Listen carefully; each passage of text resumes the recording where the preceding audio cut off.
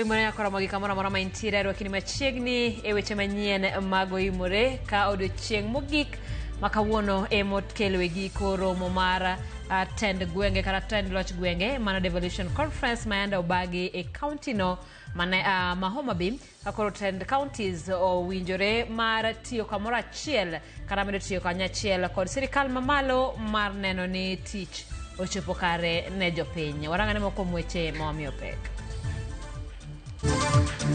The promise of devolution can only be fully realized if both the national and county governments work in close partnership. Devolution must be living the promise of the Constitution 2010.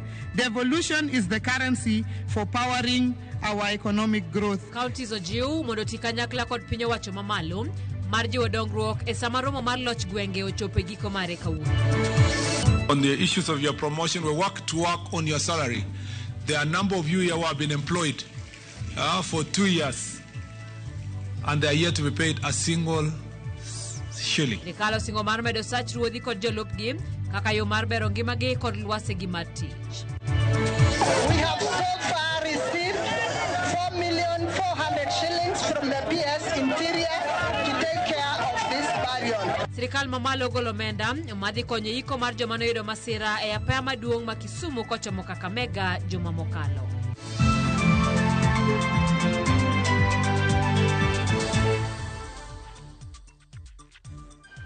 Machiegni nyakora mogi tudi kodwa namba mara ote machuok en 3-6-9 bende kao kamano tudi kodwa mbui mar Facebook, mbui mar YouTube, entiere achiel kachiel mbui mar X kachiel kod mbui mar Instagram kod TikTok. Nyinga Simfrozo Kinda, jaloko marwa en Wilson Ochuka. Wacha wi county ma Kericho kama MCAs ariyo ma county no oinyore kendo ringode subtal tok tuglo muoch ikine mane luto ombulu mar thicho ko gavana ma Kericho Eric Mutai. Tulono muoch tok duoko mar ombulu mitime yor mbui nyiso ni MCAs maromo 33 koluto ombulu mar thicho Mutai kitude gi tiyo marach kod apise. Kosoluo chike makatiba kanyakla kod ketho chike mag nyiepo. Mutai othich kuom thuolo mar ariyo kaime tude gi weche mibadhi moting'o tiyo marach gi omenda manonego chul joma wedegi nowito ngimagi e masira malondiani kethogo ma okwedo. The governor has continued staying in office hours and will continue to undermine effective service delivery to the detriment of the people of Kericho County in whose trust the governor holds the office. The conduct of the governor has made it impossible for the county to be governed as it ought to be, compromised service delivery and jeopardize the functions of both the arms of county government of Kericho. It has therefore become untenable for the governor to continue being in office. Romo mar loch mar kor gwenge kata devolution conference mosebedo kadhi nyime county ma Homa Bay kawuono chopo e giko mare. Kama jalop jatend piny Kenya Ngire Kithure Kindiki olore ayanga. Kindiki kone governors ne sirikal mamalo biro medo siro sirikane mag counties mana ne jopiny yudo dongruok kaka owinjore. Kaka reporter marwa e county ma Homa Bay Ali Abich lero, duol mar governors okonigi biro medo tiyo kanyakla gi sirikal mamalo kod bede migepe mag piny owacho kod maok mag piny owacho mar dongo counties gi. Odek skul sekondar ma Homa Bay osebedo modech mokalo kaluwore gi romo mar tipo maloch mar kor gwenge ma higani mano bagi e kaunti ma Homa Bay kendo kelo kanyakla tend counties 47, sirikal mamalo, riwruoge moko mag piny owacho kod migepe mamoko e yo kenge maloch mar kor gwenge osego e pacho ka. Romo no kawuono ne ochopo e giko mare kendo ne olore ayanga kod jalop jatend piny Kenya Ngire Kithure Kindiki mane okoni loch mar kor gwenge osekelo lokruok maduong' ne jopiny kendo sirikal mamalo pod biro medo siro sirikande mag counties lwedo e yor chulo negi omenda mag dongruok e wang' sa mag nyalo dongo go counties mag gi. Of all the innovations of the Constitution of Kenya 2010, the most profound innovation and the crown jewel of our current constitution is devolution. The threats that face us going into the 21st century, number one is corruption and abuse of resources meant for the provision of public services, and this affects both levels of government, the national government and the county governments. Ngire Kindiki kinde twak mare bende ojiwo tend counties mathuruka mondo ber kanyondo rowere chendo maggi ka okoni rowere bende nyaka ber kod duol ewi kaka itayo chendo mag dongruok e sirikande mag county kaachiel gi sirikal mamalo. So as we even center devolution on the people, and on the citizen, the young person, the youth, for various advantages that they hold against other generations, they will play a very important part in defining our common future. Jatend migawo mar omenda John Mbadi ne owacho ni migawo mar omenda sani chwalo omenda mag dongruok ne counties e wang' sa, kata kamano ne osiemo counties kuom rem chwalo omenda mag rutaya ma ging'ado jotijegi ma okoni counties mathur ka ok osebedo ka chwalo e agulu mowinjore.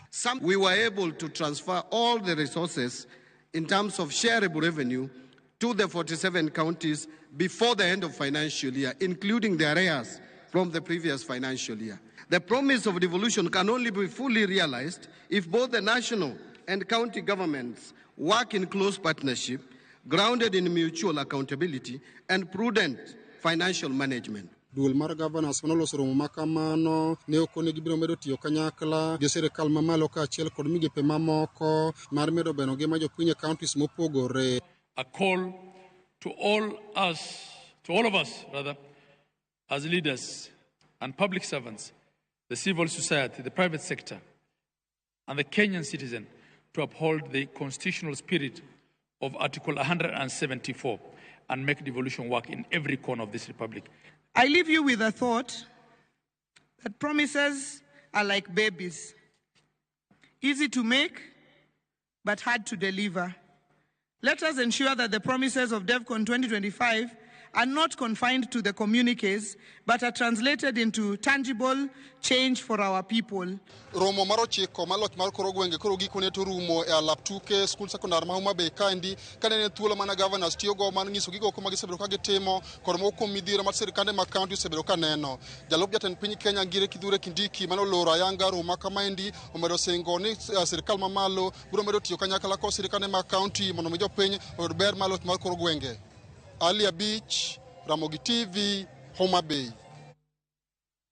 Erokamano nya Alia Beach, wadhi nyime kama jatend migawo mar arita Kipchumba Murkomen osingore sirikal dhi bero ngima ruodhi kod jolupgi kaka yo mar miyogi mijing'e tijgi. Moko kuom ber mochomo ruodhigo gi jolupgi en medogi osara, miyogi tiegruok moyiedhi maketgi mag obila, kaachiel gi miyo ruodhi matiyo e gwenge matime manjore opong'o otimenewa ibiro mi bonde. Chris Owino ni kod ler mathoth. Ruodhi kod jolupgi e pacho kae mangima koro nyalo chako loso dero magi bang' piny owacho singo mar chwalo negi keyo mabop e ndalo mabiro. E kinde nyasi mar chako yanga chenro mar tiego ruodhi kod jolupgi e bore Nairobi, jatend migawo mar arita Kipchumba Murkomen oyango ni bang' yudo tiegruok makamano sirikal dhi bero ngimagi kaachiel kod alwora margi mag tich. There is nothing we can do in the security sector and governance without the chief and the assistant chiefs.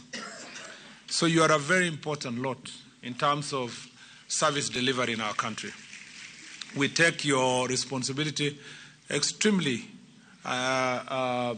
seriously, very seriously.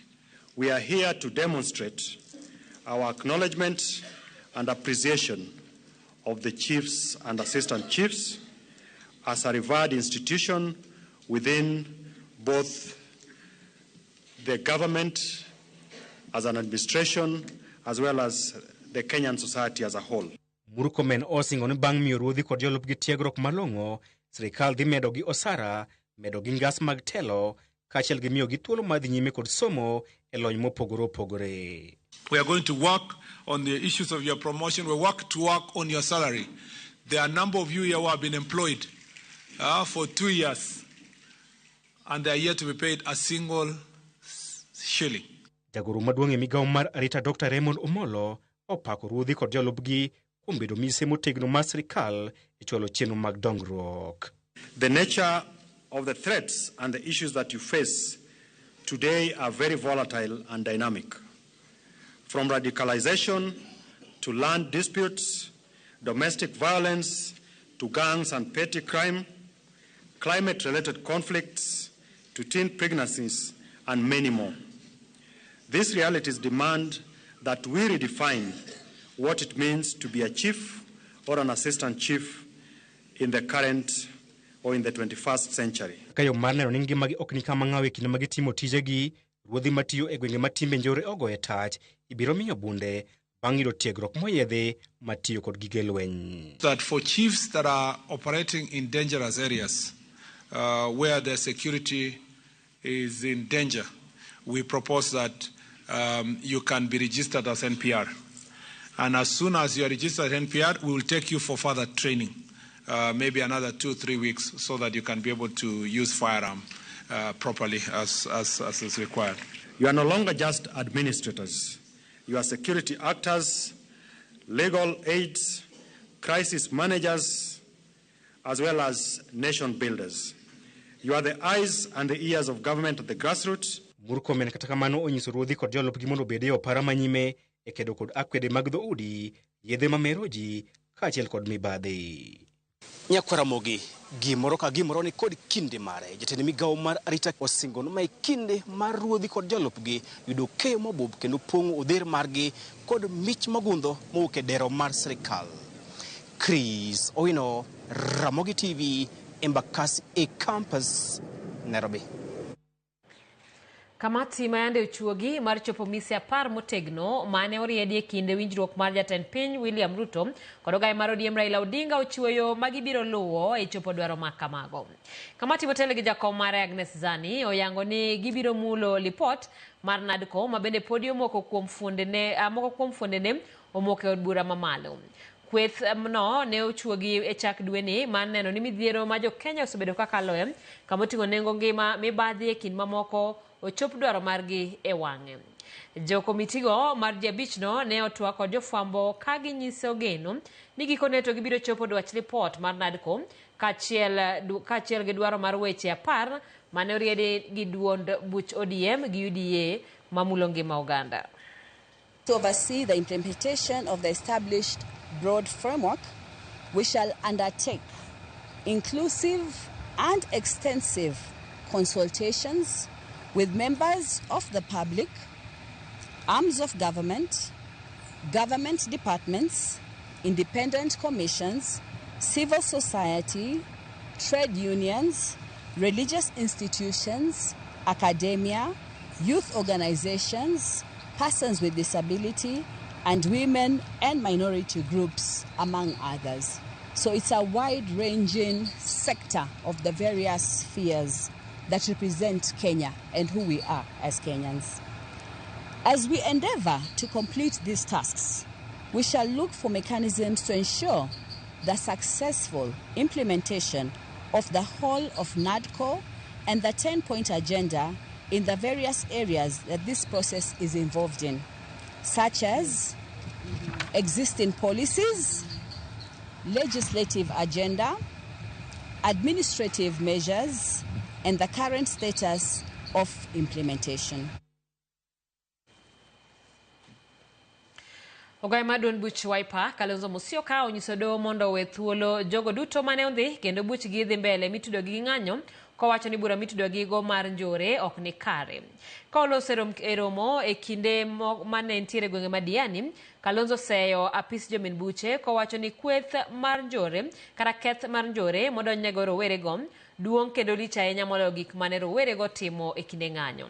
Kalonzo nyiso sirikal ni onene luwo chike mag rito ratiro mag oganda kinde duto. Kamano bende opoyo kinde kuom tich matek mag dhi mbele timo en joma ondhi kata joma ne ondhi e kinde ng'anyo oyudo kony madwarore. I say, do you know that the president of African Development Bank had considered not just for their land, but for future income losses and support of you to you, to tell you that human rights defenders and defending human rights is an that we're talking about. So when you go to Zaka, going forward, all Kenyans arrested and detained during the Maandamano of protests and Sabasaba Day demonstrations must be released immediately. When all DPP have been here, I've just shared that with you. The Director of Public Prosecution, so happy you're here to hear me say this. As your colleague in the profession, we are saying that all these demonstrators, we call them actually prisoners of conscience. They have to be released immediately and unconditionally. A lot of them are out on bail terms. Thank you again, Madam President. We work very hard. and all those advocates who gave their pro bono services to at least have these young men and women go back to their parents, we really congratulate you.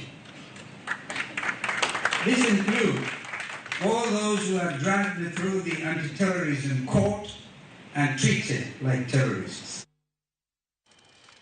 Domo malo koro chiwo chik madino ne ten migao mar omenda pachoka dhi nyime gi chenro mar keto kambi keyo modhi mano KPC e lwet ji giwegi. Matok riwruok mar Consumers Federation of Kenya chwalo ng'ur doho mar chungo chenro ma kamano. Jafwambo marwa Efi Nyakidi miyo waler mathoth. En gino ma pod medo nyuolo paro wirani en yo mane ma piny owacho chano keto kambi keyo modhi Kenya Pipeline Company e lwet joket mwandu. E kor jumani, ten migao mar omenda kod mano mar teko noyudore e tago maliet kanidwaro mondo mi gichiw ler e wi okang' ma kamano. Kata kamano, e doho ma Milimani bore Nairobi, riwruok mar Consumers Federation of Kenya nochwalo ng'ur mar chungo chenro no. E chik manochiw kod jang'ad bura Bahati Mwamuye, ten migao mar omenda dwarore ochung chenro mar keto kambino e lwet ji giwegi nyaka kanyo mawinj burano. Kendo Consumers Federation owinjore chwalo oboke mag burano bende ne ten migao mar omenda mar miyo gi thuolo mar iko duoko margi. Motelo ne ma, jatend migao mar omenda John Mbadi, jagoro mongirore migao no Chris Kipto, jatend migao ma teko Pio Wandai, kod jokanyo e migepego nochopo nyim jood bura machiwo ler e wi gombo mar piny owacho keto KPC e lwet ji giwegi. Achiel kuom gigo manomiyo giyudore e tago maliet ne en rem mar gichiwo ler ni kambino ikete lwet ng'a, gi nengo mane, to gin okenge mage mibiro keti maneno ni chenro no otime yor adier. Jood bura bende noketo liet ni kaluwore gi lwasi mar siasa pachoka nyaka kuong kaw pach jopiny kapok gichweyo kogno. To the House, we approved the sale of KPC. No, I didn't say that. You said that this thing, you said about the Can I clarify? Yes, just clarify and put it in the better way, because from the time the budget was passed in June, we're in August. Okay, we're asking about valuation. Just share a little bit. That we're asking, why do you come within a week without evaluation? The valuation that you have, that we have provided, is basically the net, the book value of this company as it stands today, which will not really be a key pointer when it comes to going to list this company in the stock exchange. Because what you will be looking at will be a forward-looking valuation. The business valuation that should be attained once it's done definitely should be much higher than the book value. Kata kamano, ne gilero ni piny Kenya biro yudo yuto mabup, ponono ni jood bura opodho kang' makamano. Yuto mabende biro konye siro chenro mag sectors mpogore opogore. Piny owacho biro yudo omenda maromo shillings bilion 100, ponono ni od bura opodho kang' mar keto kambi mar KPC e lwet joket mwandu. Riwruog jotich mag Kenya Petroleum bende nowuok oko mager ka giwacho ni ponono kambi no giko okete lwet ji giwegi ginyalo lalo tijegi. Gino ma jagoro mongirore migao mar omenda Chris Kipto nochiwe ler ni ok bitimore. We got that from the CS Mbadi. We got that from CS Opio and I. And Mbadi was very categorical. CS Mbadi, Opio gave us another version that nobody will lose his job. So what is the position of employees after the transition? This transaction, it's our intention that it should not lead to job losses. We expect probably, in fact, the company to do better and provide more job opportunities. Burano ibiro winj tarik 5 dwe mar 9 higani. Efi Nyakidi, Ramogi TV, Nairobi. Jaod bura ma Githunguri Gathoni wa Mushomba owuok tung mosuo kod spika mar od bura mamalo Moses Wetangula ewi okang' mar riembe od bura chieng' tich ang'wen jumani kaluwore kod okang' mare manokawo mar duokore gi jatend migao mar arita Kipchumba Murkomen ewi nek mar joma mine e kar dak makweri e bura Nairobi higa mokalo. Kauloso kod jofwamb weche bore Nairobi wa Mushomba wacho ni en gima mako dhok ni gachiel nyaka ne masira makamano timre. Obila osemana yango nonro mag ringre 5 kende kuom 42 duto mane yore gwenge makwari. Wa Mushomba bende penjo gimomiyo piny owacho ling' thi ewi achich maduong' mar nek makamano mano Collins Jumaisi mano lochore te sendo bila kendo lal nyaka sani. Punitive action, and it is viewed as an attempt to silence both myself and the broader anti-femicide movement of Kenya, which continues to demand accountability from security agencies for failing to protect Kenyan women and girls from gender-based killings. The CS Murkomen confirmed that after 13 months, the Directorate of Criminal Investigation, that is the DCI, has only positively identified 5 out of 42 bodies. He further admitted that since 20th August 2024, the prime suspect Collins Jumaisi escaped from police custody. The DCI has made no meaningful progress in locating him or identifying other suspects. Wadhi kaunti ma Migori kama katabedo ni jotelo e kaunti no osebedo kae jiwo mondo oti kamoro achiel kuom kinde duto lek mar siasa mamoko kuom josiasa nigo ahinya komno mar gavana osebedo ka kelo pogruok e kinde ka kinde. Jadbura machon manyatike kod moko kuom jotelo mosebedo ka kono jotelo ma oyier duto e kaunti no mondo sir gavana masani ochila yako lwedo. Kata kamano moko kuom jotelo ma oyier e kaunti ma Migori wacho ni tich ng'ato kata tij ng'ato ema biro duoke kata mi oyud lemo ma odwaro ka ochopo e yiero mar 2027.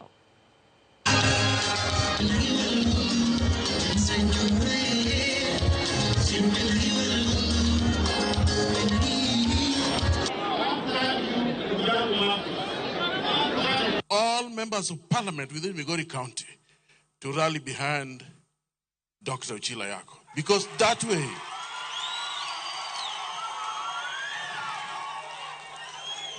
that way, you will see the fruits that are being brought by none other than Dr. William Samoei Ruto. Kuna mzee na wazee wapaharibiki neno. Kwa hiyo najua watu wa Migori tunafanya kazi kwa kushirikiana. Kwa hiyo leo nataka niwaambie kwamba watu wa Migori tuna amani mbele. Resultant two-term effect is here for you, Your Excellency, in 2027. And the same to our governor, Dr. Ochila Yako, two-term is loading 2027. Viongozi wa Migori, sisi tunatembea pamoja. Na leo, unajua wanafunzi wakikuja kwa darasa, wanatoka na jambo moja. Ile kitu mimi nimetoka nayo kwa your whole speech here, report card.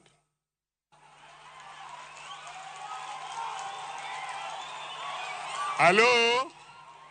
Your Excellency ni report card.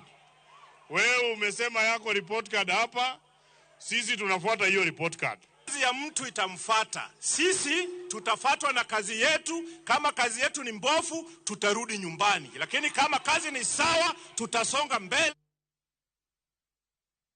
Nyakoro magi kanyo wakao yue mokwongo chenro en maro imorena no ka Facebook kanyo ote omolo mesha kokoto wacho ni imorena mag TV leran mesha kodongo would seme from Nairobi aneno kanyo ka bende opija jachuma wacho ni manya masari ya Kisumu aneno maler kendo makare kawan nyamasari ya Kisumu kod mino oda mama Brighton aseko ker orowe jakobura kod jochuma duto ma Kisumu erokamano kuom ote mari kanyo aneno ka bende ote machielo owuok kanyo kuom Ochieng Ken mawacho ni tich ma MCAs nyalo timo maber en mana thicho gavana margi. Aneno kanyo ka bende Joyce Omolo wacho ni aneno weche manyien e yo makare onego bed ni ji te tiyo tich e yo makare ok puoyo jok makara samoro onge gima osekelo. Kathy from Kuru kwa Rube Nairobi wacho ni oneno lit ne jogo manowito jogi geno karaparo na wuoyo kotenore koda masira kara joma kinyiko kiny manoyudo masira e kaunti ma Kisumu. Nyakora mogi warengo wadhi duka matin pod waduogi weche mathoth kikidhi mabor.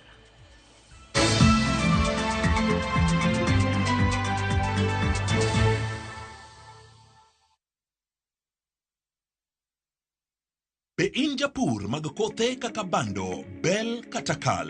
Isebedo kiyudo lal machiegni gi nus mar chambi nikech kute kaka thuth kata mong'ere kaka osama. Kute matucho cham kata osama osebedo dhola makoch ne keyo magi.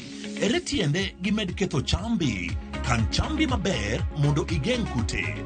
Tigi Scanner Super ma en arita makare mar geng'o kute e idechi. Orito chambi kuom thuolo malach mokalo. Ti kod rapim mar 50 grams kende kuom gunia mar 90 kilograms Scanner Super. Kinga kamili kwa nafaka. A product of Osho Chemical Limited.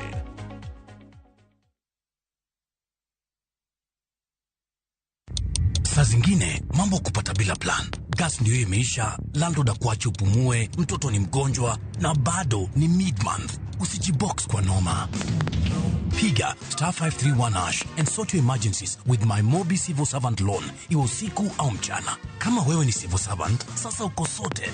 Dial *531# and get up to 20,000 shillings and pay from your next payslip. No paperwork, no guarantors, no drama. Ni wewe tu na simu yako. Register now and see your limit in seconds. Built for Kenyan civil servants. My Mobi, iko sorted.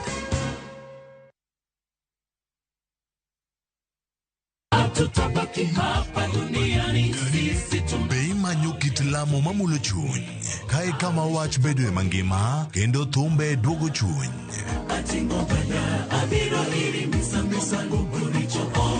Wariure kanyakla, mondo wakelni adiera, geno kod ote mar kinde ma wadakiegi. Wachak wadog ir wuon wach, ma en Nyasachwa. Wachak wapenj Nyasaye wach, Nyasaye, be wuodhwa dhi maber. Biblos wacho niya, Yesu noloyo teko jachien e msalaba. En wach mar yie, dwaro, kod yudo kari e sigande Nyasaye.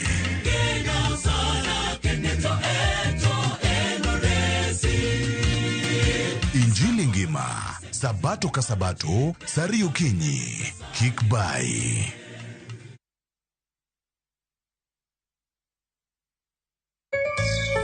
Jumani e rogo mar nyithindo.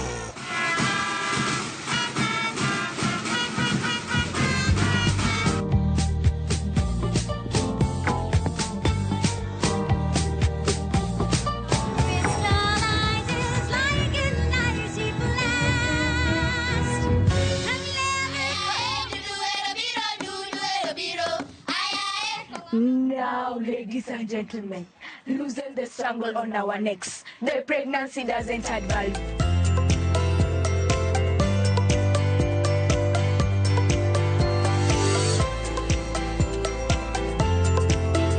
Geso chakre sa 3 okinyi, mana e Ramogi TV.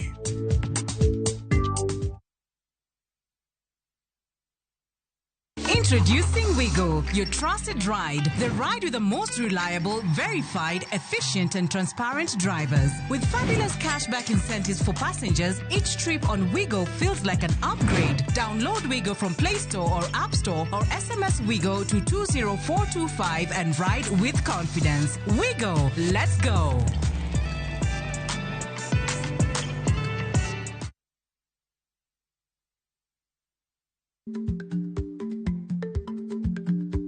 Chako chon loyo dhi kajuoga.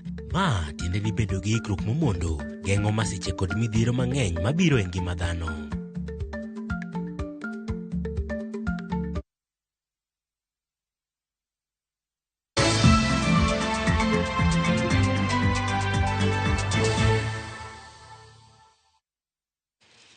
Machiegni kendo ringre 22 kuom 27 mane owito ngimagi e masira mar apaya juma mokalo.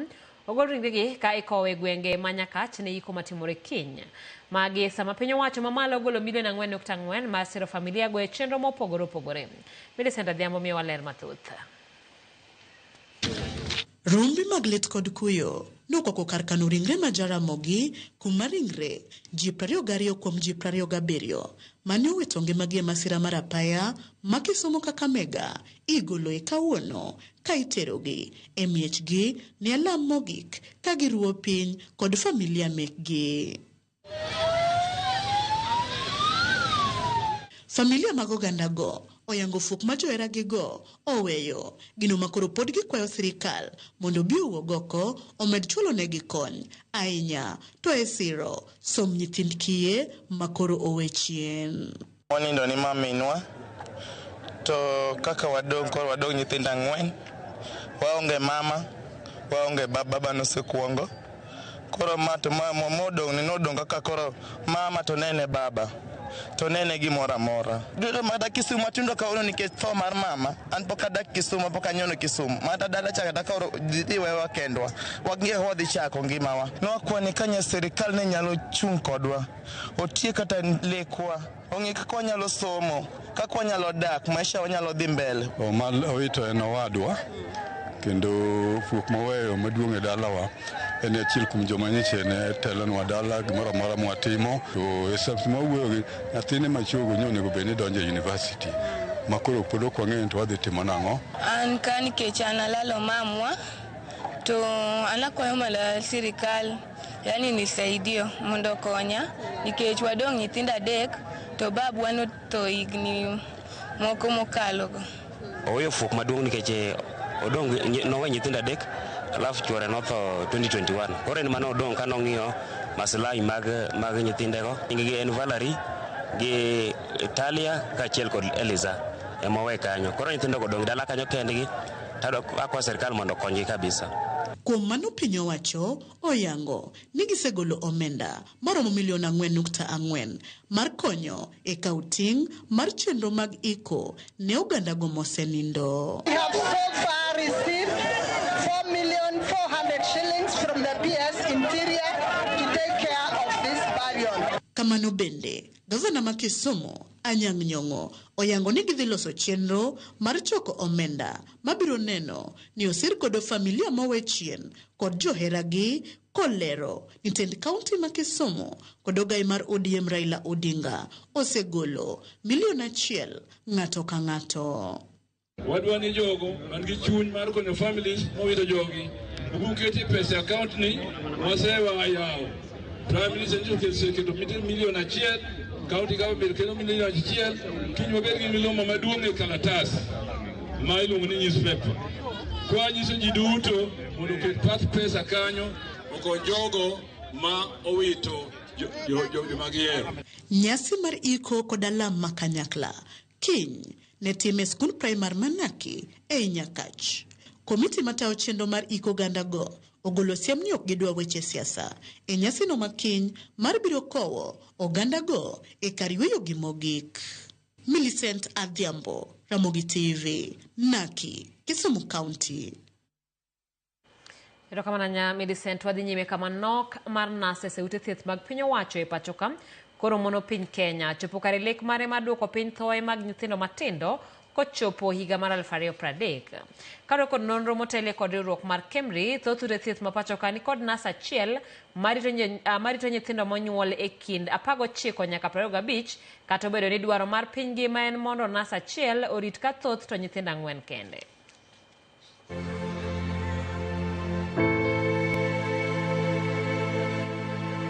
Kitrit manyathi ma koka onyuol yudo nyiso chal mar ngima modhi bedo godo ka odongo. Chunji to nyithindo matindo ni e lwet nurses mabedo kod gi seche 24 kendo rango chal mar ngima gi duto. Every day for 24 hours a day, nurses remain the primary providers of essential care for sick and premature newborns, responsible for managing breathing support, monitoring, feeding, administering medications, providing hygiene and emergency interventions.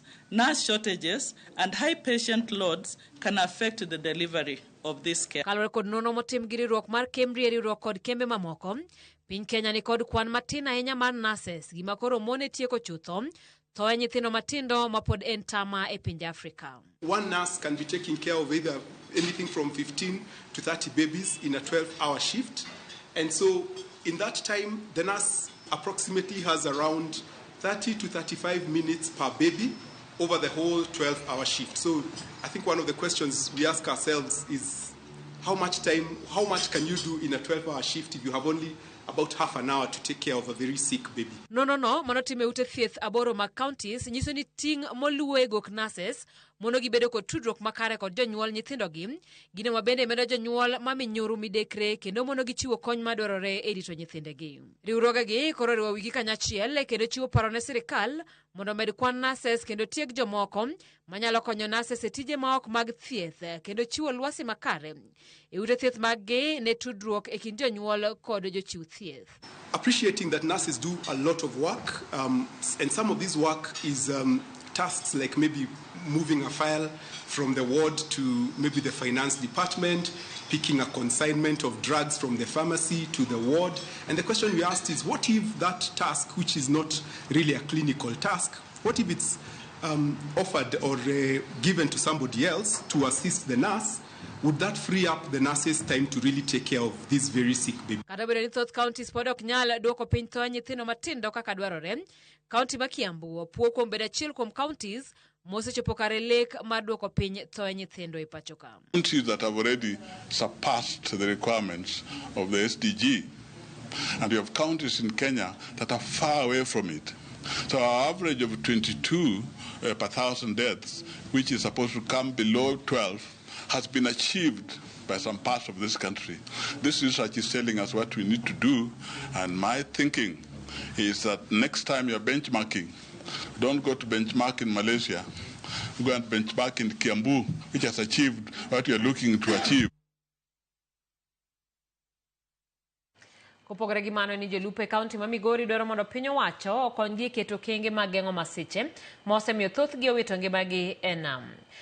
Kaka George Malero imed jiw jolupo mondo ti gi gik manyalo reso ngimagi kapo ni masira omuoch e kinde ma gintie e nam. Nam Lolwe en kar nuomo thoth ne oganda e kaunti ma Migori.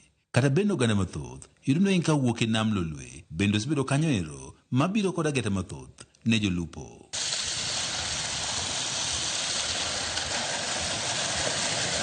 Jolupo mathoth osewito ngimagi e kinde ma gilupo. Moko kuom jolupo manowito ngimagi higni bura mokalo nyaka sani pok oyud ringre margi. Osewito joma ng'eny e nam. E Somba Beach kanyo nitie ng'ama nolal e nam nyaka sani, apan kod en gimoro 2 to 3 years. Pok wayude nyaka sani. Nwatemo kaka wanyalo to nok wayude. But ka wabedo gi life jackets throughout, at least kata ka iogore pi kata ka iyo pukore, to wanyalo yudo kata ka ng'ato pod ngima. Thoge mag jolupo e Nam Lolwe ostudi kod gik mathoth ma oting'ore ma jolupo matiyo kod jakede ma idendo kaka life saving jacket manyalo konyogi mondo koro kik ginime pi ka masira jukogi. Eri Kodongo mane achiel kuom jolupo e dho wadhno ma Sumba wani thoth jolupo onge kod jakede ma koro nyalo konyogi ka masira koro yudogi. Sana county government kanyalo lias gi fisheries department wayude kata yedhi manyalo konyo, wayude kata life jackets. Yudo ka wan gi yedhi mag tanga. Omiyo kwa chako gi jolupo wadhi miyo gi life saving jackets, wabiro chako gi nembe mag ataro ka, nembe mag Lolwega gi kochakore gi Muhuru, moa donj got Kachola, moa chop Lidha, ma wadhi nyaka Karungu. Yedhe ma bende koro kolos rang'iny makare bende tudo kod masechego mosebiro kod jolupo e Nam Lolwe. Koro yudo ka yie samoro ting'o ji 3 kata ji 2. Koro sama gore picha to yudo ka jomobede wiye cha dhi inge gi pek. Koro chuno nyaka yie sinko dhi piny kaluwore gi bau molosego. Kasi yudo ka jomodong' koro float e wi pi. Nok kwa sirikal ni kopo ni ginyalo kelo no rescue machiegni.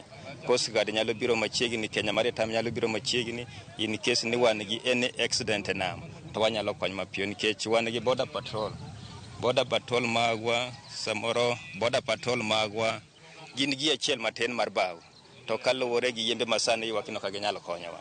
Jakom machon madhodhego mag Miru Tobias Mragiri wach ni bedo ni gionge kod apisas mag piny owacho makedo kod midhierego ma apoya kaka Coast Guard machiegni kodgi osemiyo giweyo jolupo mathoth kama sira ojukogi e Nam Lolwe. Rescue magwa ni mabor. Inyalo yudo ni Migori County we don't have any rescue. Rescue ni Mbeta, kineno Coast Guard ni Mbeta, kineno jo Coast Guard ni Mbeta, kineno jo gimora mora ni Mbeta Kisumu. Kwa inyalo yudo ni samoro joge woto nam kata kwa nyalo konyo gi onge. Jolupo wane gin giwegi sitemo keto kege mopogore opogore ma oting'o neno ni onge jolupo modhi e Nam Lolwe ka oti kod gik makech machalo kaka kong'o kaka yo achiel mar geng'o masiche Nam Lolwe. Ng'ama dhi nam namba 1 nyaka orwak life jacket. Namba 2 gik mamero ji kik gitigo. Magi gik manyalo miyo mondo masira manyalo yudore ji nam kik yudgi. To dhano en dhano inyalo paro ni oko igeng'o to karo kano kumoro kuma nokitimo ang'o. Jolupo gidwaro mondo koro piny owacho bende koro konygi e duoko piny thoge mosebiro ka yudogi e Nam Lolwe. George Juma, Ramogi TV, Migori. Wadhi e kaunti ma Siaya kama skund yawuoyi mar Sawagongo ma yudore kar chung' od bura mag Game en skul ma sigande olak mar arieya ahinya to kaluwore kod kaka osebedo kotimo maber e yore somo. Bende ing'eyo ni japuonj maduong' mokwongo mar skundno Paul Nyambala pod ngima kendo tayo tijene kaka pile. bang' telo ne skundno kinde mane ochakre. Jafwambo marwa Steve Biko noyuore nyasi manobagi riwruok mar jopuonjre machon mosedhi e rutaya to ne osomo Sawagongo. Ondamo manokiwuok e boma ma Ugunja wachopo e gweng' ma Uganyo Mbonya e kar chung' od bura ma Ugunja. Mae par jaduong' Paul Nyambala, japuonj maduong' manokwongo tayo skund jawuoyi ma Sawagongo mayudre Gem. Japuonj Nyambala nopuonjo Sawagongo e kind higa 1969 nyaka 1974 kendo weyo rapar motegno e kind nyithindo manopuonjo mathothgi bende koro osedhi e rutaya. Adonjo 1968 to Nyambala obiro 1969 moyudo okwani skul to kindego duto wasebet kwa tudre kode nyaka nowuok kanyo modhi Polytechnic nyaka oduogo dala pod watudre. Odiochieng' ma kawuono jodongo gi e bwo riwruok motisi ni Sawagongo Old Boys nowendo japuonj Nyambala ma nyaka sani kod higni 84 kendo dwoko erokamano ne tij lwedo maber manotimo. Wapare nikech notimo gik madongo e skul. Noloso skul, en jatelo maber, en japuonj maber, kendo nodhi kodwa maber e skul. Jogo manosomo e skunde moko ok kata Old Boys kende kata na girls gibende ginyalo dok chien gi parane to jopuonj manopuonjogi ginyalo romo kodgi e wi tiyo kaka pok getho ok ni rito ni ka ng'at ji osetho koro kubro wacho ni ng'ane ng'e malich ahinya. Kata odoko ni higni mohewo 50 osekadho nyaka ne ota skundno, jalupne mane gitiyo godo bende paro malong'o chia mare telo gino mowacho ni nokonyogi rie somo e skundno kod alwora magem. Sawagongo ne en kamoro manene ka unie oganda achiel tiniyudo ni nyithindogi bende ni kodi.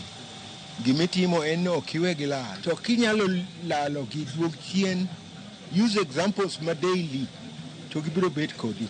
E kindeno familia mar japuonj Nyambala nopake kaka jal mohero somo, gino manokonye rieyo nyaka familia mare bende. 60s to the 70s, no impact students ne very heavily. No create a long-lasting impact ma students ne nyaka sani wigine ko wil kodeda. To gima en interesting no students ne bende gin most of them bendo se retire. Kaka anawon atiyoga adhiga tich nyaka pinje mawoko to karomo jo kata wasungu to watiyo kodgi maber nikech kata kisungu ma puonji idala ka en kisungu ma kidhi bidhung'o woko kata UK tinwang'o ka wasungu winjo gimiwacho maliw malich. Japuonj Nyambala ne ok oweyo nyiso mor mare kalure kod nyak mar tij lwete. Wan Sawagongo ne watimoga public participation gina manodwalo kwadwalo ko gimo kata uniform watimo public participation kwadwalo ko mil wadwalo ko chai kata kuon katang'o jomoko dwano teri mchele jomoko dwa kuon wago mbul wayudo ni jo mayang madwa kuon ng'eny maloyo mchele. And interestingly, throughout the 5 years I was there, ok ne gigomo. Sawagongo ok nogomo. Kopogore kod skund jawuoyi ma Sawagongo, japuonj Nyambala bende nopuonje kuonde tiegruok mamalo kaka kar tiegruok ma Kenya Polytechnic, ma sani en mbalariany matuk, Commonwealth Association of Polytechnics in Africa, e kind kuonde tiegruok mamoko. En adier ni ber dhielo ng'ato kongima moloyo kosewito ngimane. Steve Biko, Ramogi TV, Siaya. Erokamano ahinya Steve Biko kuom sigana majaberno mar jopuonje mabende ne otayo nokwongo tayo skul mar Sawagongo manitiere Siaya County. Ang'eyo ni Walter Nyambaga biro manyi mar mondo mi otimne jaduong' sigana mamit kendo mar gin kanye mar gik achiel ariyo adek ma inyalo som kuom telo makare. Kaw kamano nyakoro magi wadhi nyime kod weche manyien kama jodak ma ojami e alwora ma Teso South mano e kaunti ma Busia koro yware ka gilaro wach mar mula mayande ofweny e puothe magwenge makono. Kunyo mar mula no sani dhi nyime otieno gi odiochieng' ka luoro bende nitie ni udi buora nyalo sienyore kaluwore ni kunyo makamano dhi moyo fut 200 e bwo udi ma oganda odakie. Jodago koro yuago kara gidwaro mondo jatend migawo mochung'ne kunyo mwandu mag lowo Ali Hassan Joho mondo donjre wachno mapiyo kaka nyalore. Ywaruok no osebedo ka dhi nyime kuom thuolo maromo dweche 2 sani.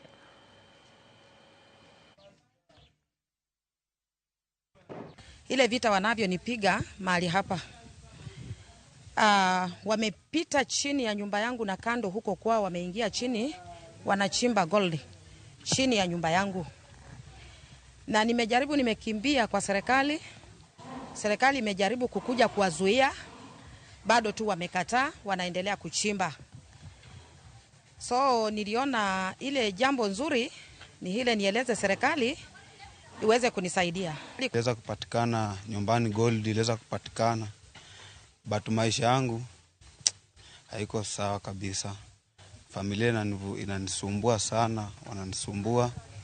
Walinitishia maisha, ilikuwa tarehe 5 mwezi wa 7 saa 2 usiku. Kulikuwa watu 3 waliweza kuniambia, ndugu ya baba zangu ndio waliweza kuniambia kama baba yangu alikuwa na kifua na sai ako chini. Kifua yangu ni nini? Mimi ombi langu kuu ni serikali tusaidie, kwa sababu tumekimbia Busia mzima kwa serikali, kwa DPP, kwa assistant chief na wakubwa wote wa serikali wengine wa hapa Busia, lakini hatupati msaada yoyote. Na nyumba yetu huko chini imechimbwa, baba zetu wanatutishia maisha. Mamangu amehangaika Nairobi kufulia watu, kufanya kazi ya hustle mpaka vile tumesoma mpaka tumemaliza form 4. Nanya koromogi wacha kwa kauyo machelo kapoga dogo da weche mag tuke mesha kwa koto wacha nena wa live Ramogi TV ler an hour ago. Okangeo mesha kaka nidwetie kwa Ramogi TV ler kama na inya Jackie Nyarmodi wacha ni AC Rose Okinda wacha martho manyaka chini pod piwanga chuer paroni report sakata ote mar Jackie no olal na kanywero aneno ka opija jachuma wacho ni man Nyamasare Kisumu aneno maler kendo makare ka wan Nyamasare Kisumu kod min oda mama Brighton kod jachuma duto ma Kisumu.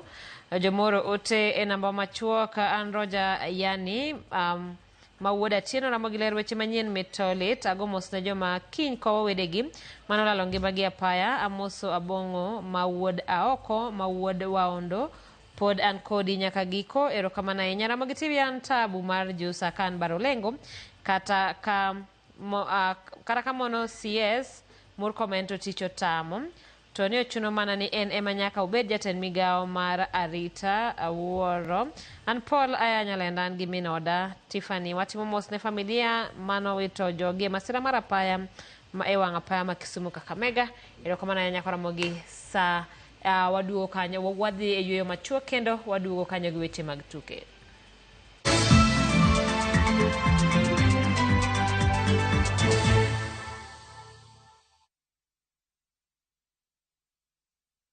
The August school holidays are the perfect time to unwind, relax, and enjoy Kenya's stunning coast with View Travel's getaways. Stay in Mombasa on a full board basis from just 28,750 Kenya shillings via SGR or 44,350 Kenya shillings when flying. Escape to Malindi Watamu from 35,000 Kenya shillings via SGR or 45,000 Kenya shillings by flight. Bask in the Diani Ocean Breeze from 66,300 Kenya shillings via SGR or 49,300 Kenya shillings by flight. All packages are per person sharing and are inclusive of return hotel transfers. Book now and pay in installments with View Travel's Lipa Pole Pole option. Call 0703 254 254 or visit viewtravel.com. View Travel. Dream. Explore.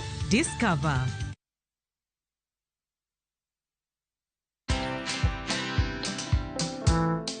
Lete kifunguu. Lete kifunguu. We mama wenda sako. Leta kibungu. Leta kibungu. Leta kibungu. Rada bro. Leta kibungu man. Tulia bro, tulia.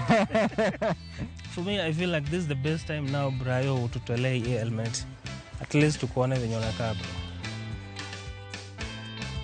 Watch this story and more. Download the Citizen Digital app or visit www.citizendigital.com and find the Citizen Originals portal. Kenya's #1 app, Citizen Digital.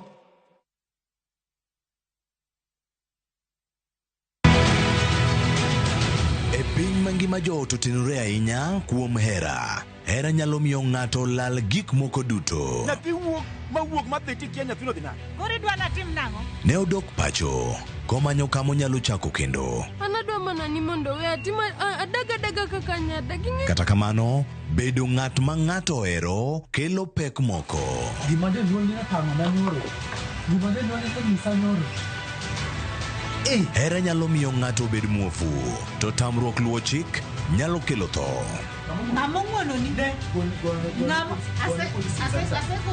Masira ne chiegni mane ok ginyal ng'eyo. Ang'e onge ite. Ewi Nam Cinema, Jumapil, saa 2 kod saa 4 otieno. Mana e Ramogi TV.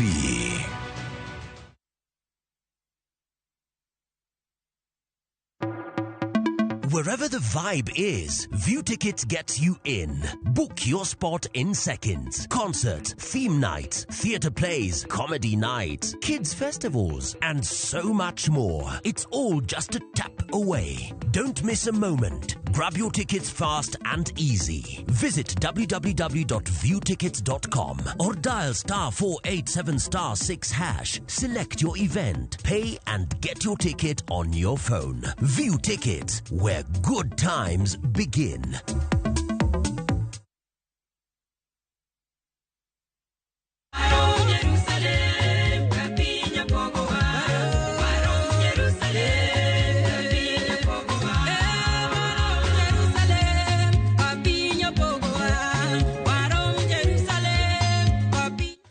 Suyo Nyasaye, an Millicent Ogonda.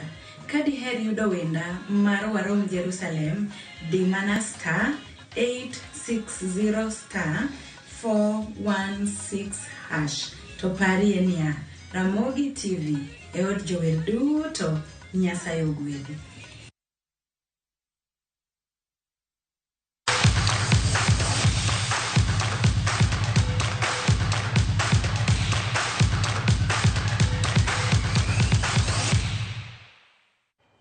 Machiegni pau tuke jatend piny William Ruto kwa jo Kenya mondo bed gi horuok kendo kik gikel rochruok e lap e kindeni matuke mag CHAN dhi nyime.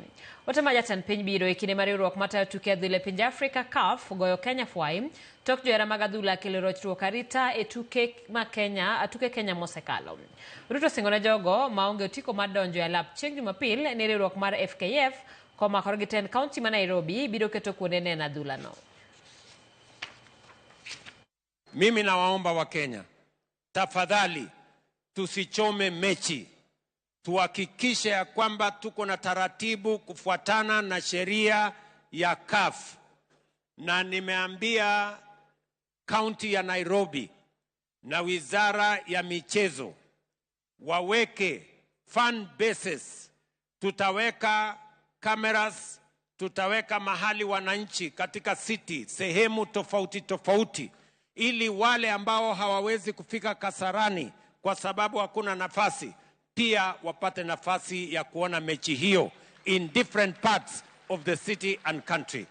Kwa hivyo, I want to tell all fans, the people of Kenya, you have done a tremendous job supporting and cheering Harambee Stars.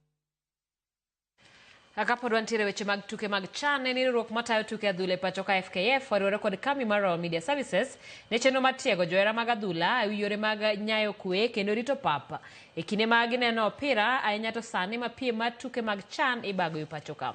Kaka achiel kuom yore mag ayo dhungruok e lap ma Kasarani, FKF oketo kuonde ma ibiro kete television ne jogo ma ok biyudo tiko mag donjo e pap mar neno piche mabiro kaka madhi bedo e kind Kenya kod Zambia chieng' Jumapil e labno ma Kasarani. Magi timore tok riwruok matayo tuke adhula e pinje mag Afrika CAF goyo piny Kenya fwai maromo $10.5 koriw tok dhi ataro gi chike mag riwruogno e kinde tuke Kenya kod Morocco kaachiel kod mano mar Angola kod DR Congo. Na performance ya Harambee Stars imevutia sana mashabiki wengi na haswa kuja katika stadium kuwatch zile games live. Na unfortunately katika hiyo harakati za kuleta mashabiki katika uwanja walikuja wengi zaidi na wengine hawakuwa na matikiti. So tumepata shida kubwa zaidi kwa sababu wengi wao waliweza kuleta vurugu kidogo, wakavunja zile mageti na tumepata sanctions kutoka kwa CAF. Na madhumuni yetu kubwa saa hii ama ile our big intention objective na hizi roadshow ni kuhakikisha kwamba tumehamasisha mashabiki na Wakenya kwa jumla ya kwamba zile consequences ama ile adhabu tunaweza kupata kutoka kwa CAF itaweza kuharibia national team na pia ikaturegesha nyuma kama FKF. Fan zones zitakuwa na screens kubwa, zitakuwa na sound, kutakuwa na wachukuzi pale, watu watakuwa wanaweza kuwauzia bidhaa tofauti kama chakula and so on and so forth. Kwa hivyo ni mahali ya Wakenya kujumuika na kusherekea national team. Kwa hivyo jitokezeni kwa wingi katika zile fan zone, lakini kama hauna tikiti, tafadhali usije katika stadium, kwa sababu utaletea Kenya shida, utaletea federation shida na utaletea Harambee Stars shida. Ikine ni mejo Kenya nigi mor mogundo tok team mar Kenya Harambee Stars bedo gi tugo makare e tuke mag CHAN higa mar 2024. Jatugo mar Awere mawuok e kor gwenge yudo thuolo mar bedo gi lek mar tugo ne team mar Harambee Stars higni mabiro. Klab mar Unyaga Eagles mawuok Suba, kaunti ma Homa Bay, nobedo gi thuolo mar dhi neno opira mar Harambee Stars e kinde mane girakore gi team mar Morocco e alap ma Kasarani, kama en miyo gi thuolo mar bedo gi lek makare. Kane oloso e kinde mane team no yudo gige tugo kowuok kuom riwruok mar Dr. Raymond Omolo Foundation, patron mar klab no Laktar Mark Matunga ojiwo dongruok mar tuke kor gwenge, gino mowacho ni biro konyo timbe Kenya yudo jotugo mapod tindo. Michael Dari, ma en jawach e riwruogno, bende olero ni gibiro bago tugo maduong' mokelo kanyakla counties 20, tugo ma ibiro bag e boma Nairobi dwe mar 12. Mondo Molo gi Mark Matunga timoni wanyalo bedo gi jotelo maber Kenya ka. Ok ni jotelo bedo mana mar tuoji, wakwaye jotelo moko bende time gima Raymond Omolo timo. Sani Raymond Omolo plan mondo luong 20 counties from all counties, kokelo gi Nairobi ka, ochako gi 20 counties, bang next year wadhi kendo the remaining counties. Mondo at least mondo nyithindo obed machiegni kendo ging'ere.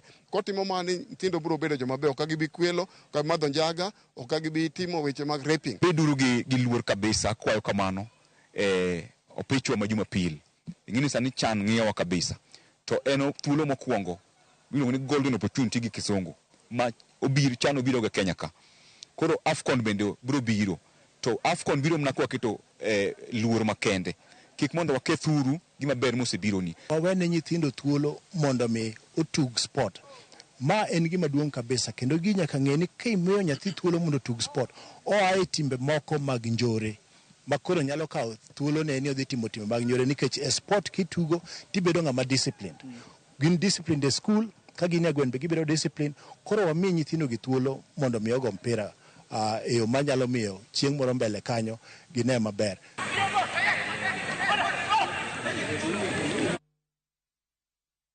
Azo oseng'ado tiko mar quarterfinals e tuke mag CHAN tok timbe mag Angola gi Zambia thich oko tieno manyoro. Stars omako thuolo mokwongo e chung' mar timbe e group A gi points 7 tok tugo tuke 3. Morocco omako thuolo mar 2 gi points 6.